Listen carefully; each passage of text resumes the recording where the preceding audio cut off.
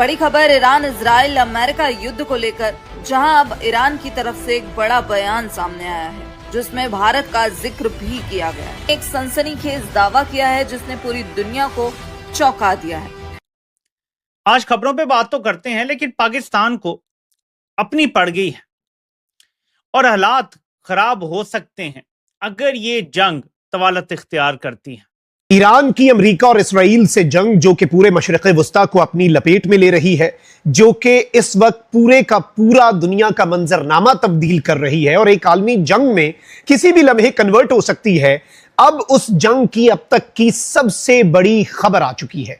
इलाही के मुताबिक अमेरिका नहीं चाहता कि भविष्य में भारत, चीन या रूस उसके बराबर की ताकत बने। वो किसी को अपना पार्टनर नहीं बल्कि अपना गुलाम बनाना चाहता है और इसी दबदबे को बनाए रखने के लिए वो दुनिया के अलग अलग कोनों में युद्ध छेड़ रहा है ताकि कोई भी देश उसे चुनौती ना दे सके। ये खुलासा करते हुए इलाही ने कहा कि ईरान बातचीत के लिए हमेशा तैयार था। तो ये क्या ताकत का तवाज़ुन बदलता नजर आता है आपको, और how much credibility you lend to this theory? Zafar Ilahi साहब, अब जो अब तक की सूरत हाल हमने देखी 2 से 2.5 दिनों के अंदर, इसमें आपको क्या लगता है कि पूरी दुनिया के अंदर इम्पैक्ट क्या गया है? क्या पूरी दुनिया ये समझती थी कि ईरान इस हद तक जो है वो जवाबी वार नहीं कर सकता और इसराइल आयरन डोम सिस्टम या दीगर उनके 3 सिस्टम्स हैं, फिर यूएस उनके साथ है, यूके उनके साथ है, उनके दिफाई सिस्टम्स या उनके हथियार है, तो इम्पैक्ट क्या गया है इस तमाम सूरत हाल में? और आपको क्या लगता है कि दुनिया कब तक वेट करेगी एज अ ऑब्जर्वर? पूरी दुनिया के जो अहम ममालिक हैं जो कोई किरदार अदा कर सकते हैं, उनकी रेड लाइन क्या होगी? हम जानते हैं कि मोदी नेतन्याहू की मुलाकात के अगले ही रोज अफगानिस्तान ने पाकिस्तान पे हमला किया। 2 दिन के बाद ईरान पे अमेरिका ने हमला कर दिया है। आपकी नजर में ये जो ट्राइका है, मैं इसको ट्राइका कहता हूं क्योंकि मैं समझता हूं कि मोदी, नेतन्याहू और ट्रंप तीनों एक ही थाली के बैंगन हैं, एक ही खिचड़ी पका रहे हैं, साथ मिलकर खाना खाते हैं। आपकी नजर में कोई प्लान बन रहा है? नहीं, उनकी डेडलाइन हो या रेड लाइन हो, कोई फर्क नहीं पड़ता। ये जंग उस वक्त तक चलेगा, जैसे ये नजमुल साकिब ने कहा है, ये जंग उस वक्त तक चलेगा जब तक the basic cause of the जंग जो है वो खत्म होगा। और वो बेसिक कॉज 2 दिन में तो नहीं खत्म होने वाला है, 2 हफ्ते में भी नहीं खत्म होने वाला है। ये पहले इराक को तबाह किया, शाम का बेड़ागर किया, लीबिया का किया। ये असल में they are after Muslim world, लेकिन ये मानते नहीं है। पाकिस्तान ने 78 सालों में तेल जखीरा करने का कोई इंतजाम नहीं किया। हमारे पास कभी भी 3 से 4 हफ्तों से ज्यादा का स्टॉक नहीं होता, हमारे पास गुंजाइश नहीं है। अमेरिका 6 महीने साल भी तेल ना मिले ना तो उसके बाद इतनी गुंजाइश है, उसने अपनी इतनी स्टोरेज बनाई हुई है कि वो रख सकता है।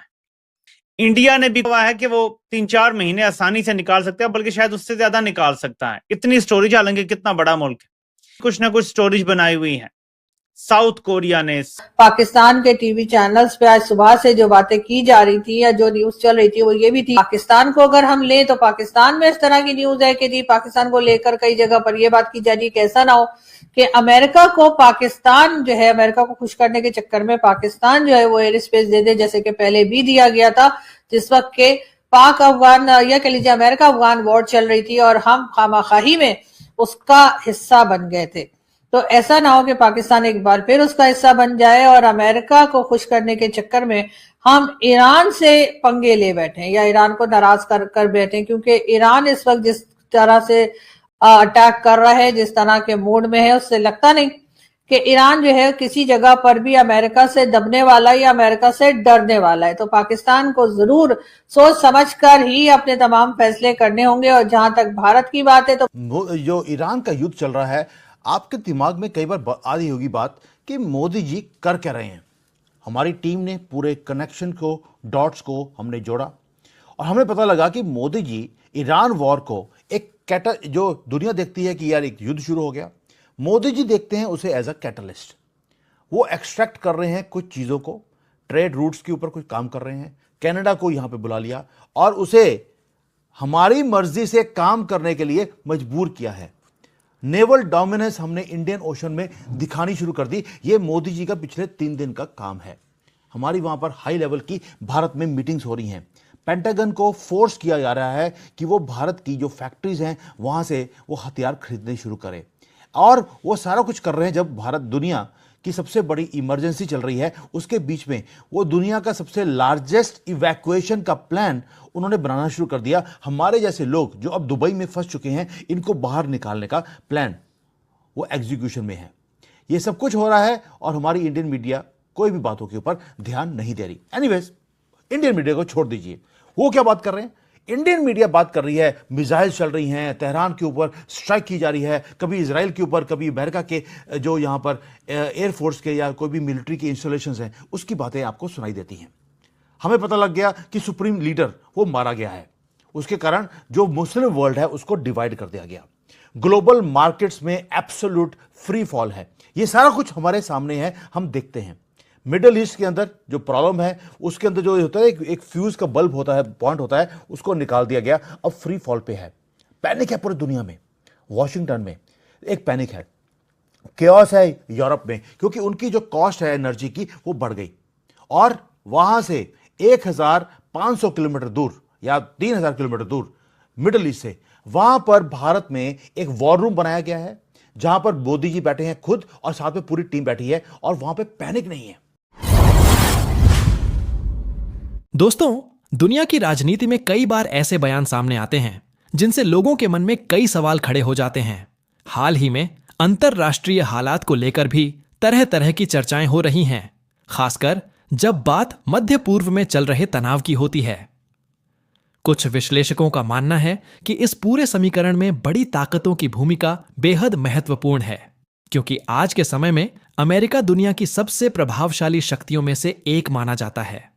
ऐसे में कई देशों को यह चिंता रहती है कि अगर वैश्विक शक्तियां किसी एक पक्ष में खुलकर उतर जाएं, तो हालात और भी गंभीर हो सकते हैं। इसी संदर्भ में भारत का नाम भी अक्सर चर्चा में आता है, क्योंकि भारत आज विश्व राजनीति में एक महत्वपूर्ण और संतुलित भूमिका निभा रहा है।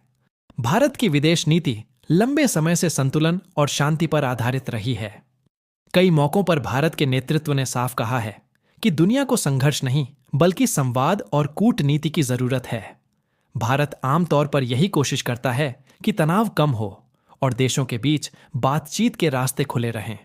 यही वजह है कि भारत अक्सर शांति और स्थिरता की बात करता है और किसी भी बड़े संघर्ष से दूरी बनाकर समाधान की दिशा में सोचता है। दूसरी तरफ कुछ देशों में राजनीतिक बयानबाजी ज्यादा देखने को मिलती है, जिससे माहौल और गर्म हो जाता है। लेकिन विशेषज्ञों का मानना है कि आज के समय में सबसे जरूरी है कि दुनिया के बड़े देश संयम दिखाएं और हालात को युद्ध की दिशा में जाने से रोकें। अब एक पल के लिए सोचिए, अगर दुनिया के बड़े देश सच में शांति को प्राथमिकता दें, तो क्या वैश्विक राजनीति का चेहरा बदल सकता है? और क्या आने वाले समय में कूटनीति युद्ध से ज्यादा ताकतवर साबित होगी? अपनी राय जरूर बताइए, और अगर आपको ऐसे ही दिलचस्प विश्लेषण पसंद आते हैं तो वीडियो को लाइक करें, अपने दोस्तों के साथ शेयर करें और चैनल को सब्सक्राइब करना बिल्कुल न भूलें।